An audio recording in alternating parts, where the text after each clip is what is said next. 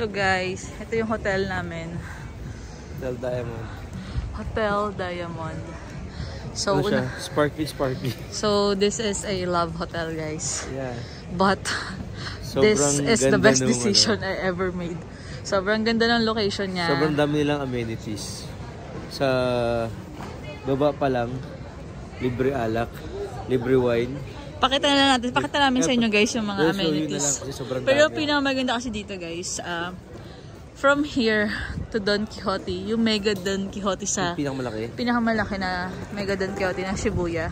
Super like 3 minutes walk lang dito. Pababa mo lang dyan. 500 meters lang. Yeah. Tapos super accessible din sa mga station. Kaya kahit na ganito, I mean, hindi naman siya negative for us. But for others kasi it might be bothersome. Yeah. But for us, for family tour siguro, this may be bothersome. But for us, siguro nagiging bothersome good lang siya kasi pagbaba mo, madaming motels. And medyo maraming nag-offer ng massage. So yun. But for us, this one is so good option. Akala ko before nung binuko siya, super maliit lang yung area niya. Although maliit siya, pero hindi siya ganun kaliit. Tingnan nyo yun, no? Hindi siya ganun kaliit sa ina-expect ko. Mas spacious pa pala siya sa inaakala ko. So, tara na. Ikutin natin.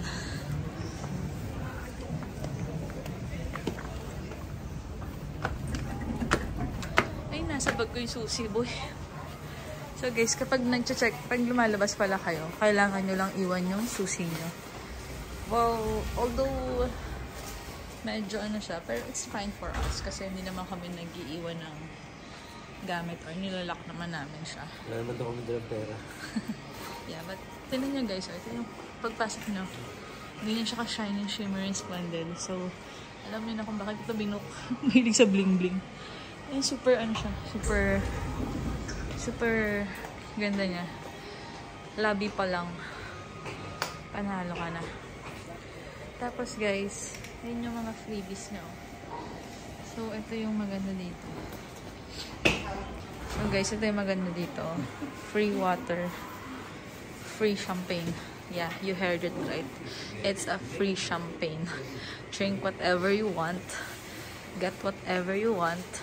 And drink as much as you can. So, kaya good option din talaga siya. And then, wait, there's more. Meron pa siya soft ice cream. Tadan. So, yan. So, hindi pa namin na-try itong soft ice cream ito. Tinan nyo. So, madami siyang flavors. Ito yung mga flavors niya. Diba? Flavors lang yan. It's free. Yeah. So, makikita nyo guys. Free na siya. Tapos, ang ganda ng mga mirror nyo. Bongga. Like this. Di lang yun. Like, there's more pa. Aside from mga yan. Teka, dito tayo sa kabila. Ayan guys, nakikita nyo ba yan? Yan din, libre din yan. Ayan o. So, feel free to get whatever you want here. And this one too. So, sino nagsabi sa inyong this is a bad idea? This is the very best idea I ever had. Stay namin sa Japan. Ang magstay dito. So before kasi pinag-iisipan ko talaga kasi nga due to the saying na baka it's bothersome for the tourist. But guys, tingnan nyo yan. Lahat yan, nakikita nyo yan.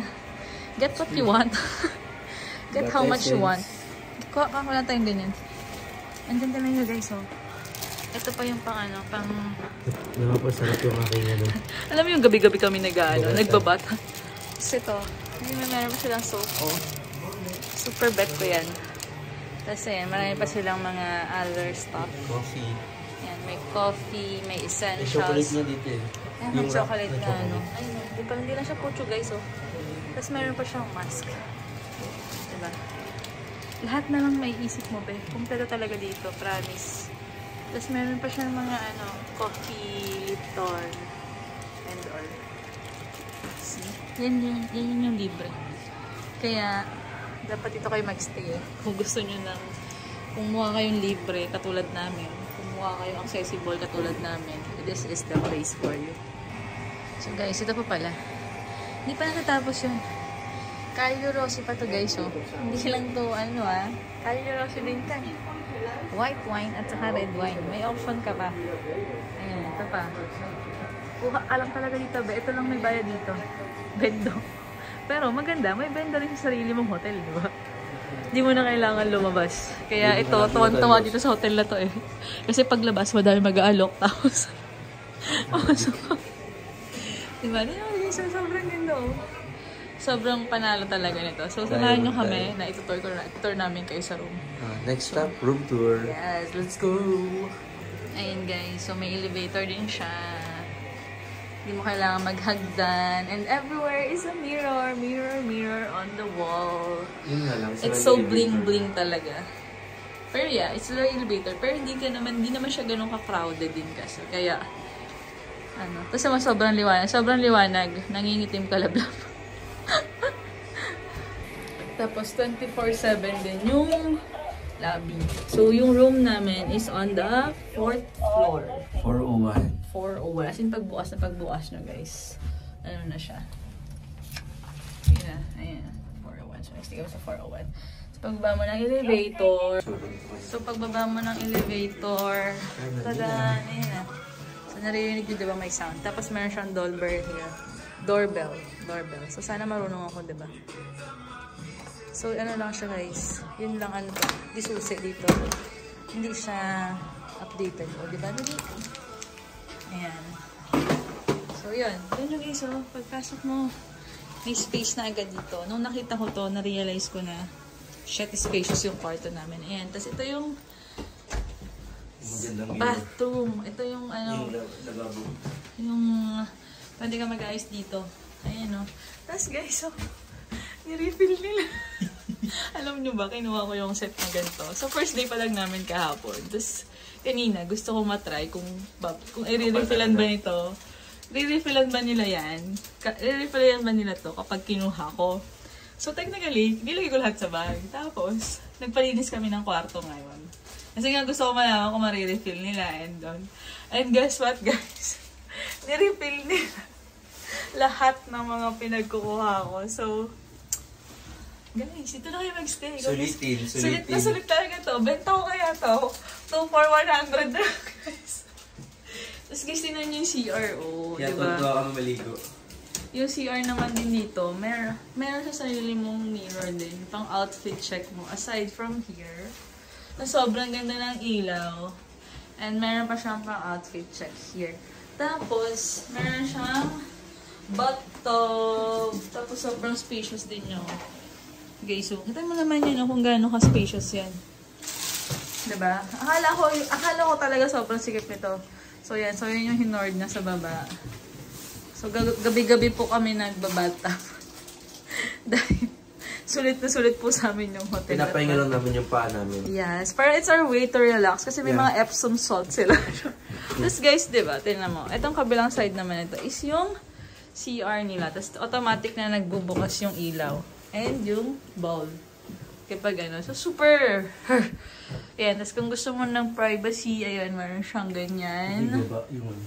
Pwede mo ibaba. Ayan. So, aside from here. So, dito namin iniway sa maleta kasi nga, hindi na namin siya bubuksan. Kasi, ito yung mga lamog namin. At tapos, ito na yung going to our room. Ayan. So, guys, ito yung kwarto namin. Diba? Sobrang lawak. Ang ina-expect ko lang talaga is hanggang dito lang yung kwarto. Ayan. Kama, tapos yun na. Kama, yun na. As yung kama lang. Tapos, nagulat ako. Meron pa siyang sofa. Ayan. So, tingnan nyo guys. So, sobrang ganda ng kwarto na to. Sobrang refreshing niya guys. Hindi siya yung basta-basta na ano. Hindi siya yung basta-basta na hotel lang. Pero super affordable na din ito compared to the other hotels na meron dito sa Shibuya. Knowing na Shibuya location to Hindi na bad yung price niya for the location niya. Ayan, tingnan nyo. Sobrang bling-bling talaga ng kwarto na to. Tonto talaga ako dito eh. Ayan. Nice.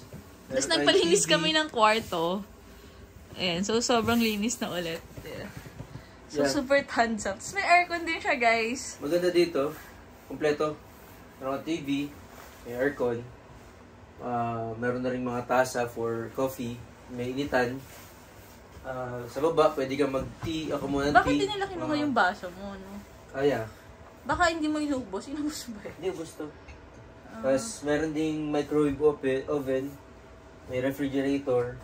Tignan nyo guys yung Kasi closet. ito lang ang medyo downside. Ang liit nung kanyang drawer. Yeah, pero pang ano lang, mga jacket lang talaga siya eh. Pwede na rin. Tapos guys, nag-request pala kami ng pillow. Kasi initially, 2 pillow lang yan. Kasi yeah, 2 piraso lang. Okay naman sila, accommodating. Ganda yung mga ano. Yeah, so maganda rin dito guys. Kasi 24/7 din yung lobby, yung reception nila. So if you need anything out of nowhere, like in the middle of the night, or something, so pwede nyo na rin silang, may mag-a-assist sa inyo kumbaga. Yes. So kaya, good. For me, super good talaga ng hotel na to.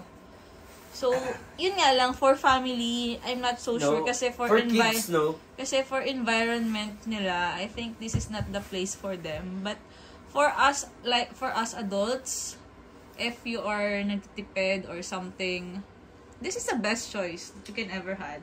The location is so good. Super near, yeah, super dami mong kainan around the area. The area. Ayun, ito sa mirror mag-ana. So, around the area. Tapos, aside from ang dami mo ng choices na pagkain, mas sobrang lapit pa na sa mga different train stations. So, hindi lang isang exit, isang entrance yung malapit dito. Malapit siya sa Shibuya Station, sa Ginza Line, sa JR Line. Ano pa isang line? Ano yung Violet kanina? I forgot yung Violet na station na line. Actually, madami siya eh. Basta super dami niyang daming train station na pwede na malapit sa kanya. So, hindi kayo mahihirapan kung saan kayong lugar pupunta kasi super dami ng options nyo. So, guys, if naghahanap kayo ng hotel na pag-stayan, we suggest the Hotel Diamond. So, yeah. So, this hotel for us is 10/10. Like, yeah. Sulit na sulit to lalo sa mga single boys. Yeah, kung single person ka, tapos naghahanap ka ng happiness. Sure ako, pagdating mo dito, may ka-happiness ka. So, yun lang guys. So, I hope na-enjoy nyo yung room tour namin. So, if naghahanap talaga kayo, I really suggest this one. Kasi, ang laki ng TV nila, be. Parang ka nagsisine habang nakahiga sa kama, diba? So, super relaxing talaga nitong hotel na to.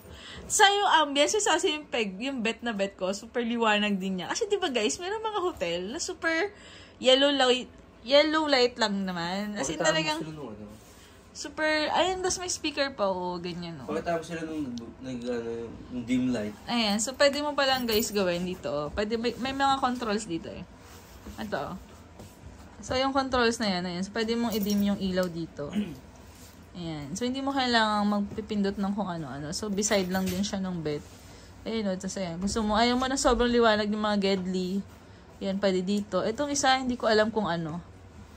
Hindi ko rin alam kung ano yung isa na yan. Basta, guys, yung mga controls, nandito rin lang naman. So, yun lang, guys.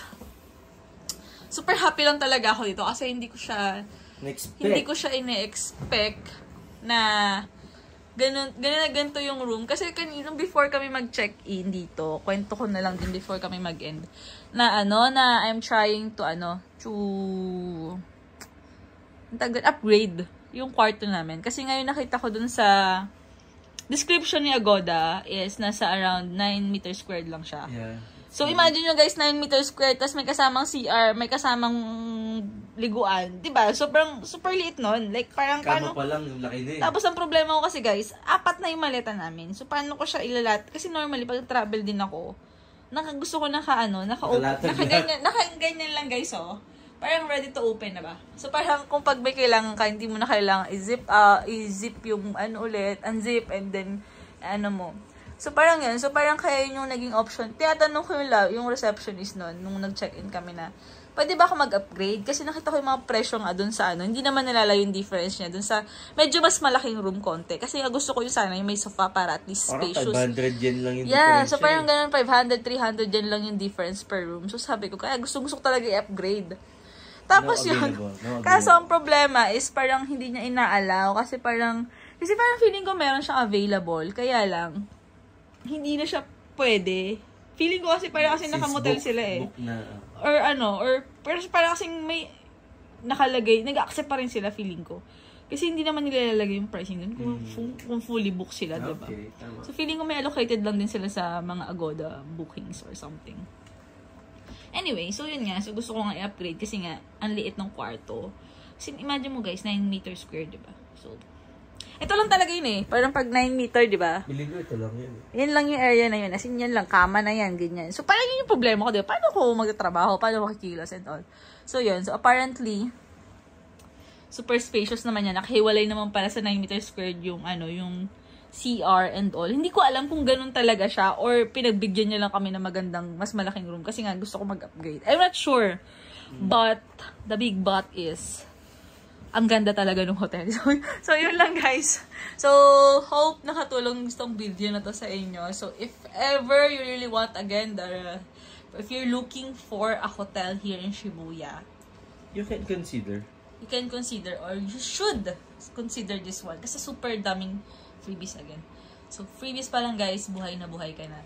So, that's all for this vlog. So, I hope na enjoy nyo yung simple mini tour namin, ng mini room tour namin. Hindi na kami nag-tour sa ibang hotel namin. Kasi nga, super, as in talagang ganito lang yung space namin doon. So, parang, sabi ko kay Love, wag na.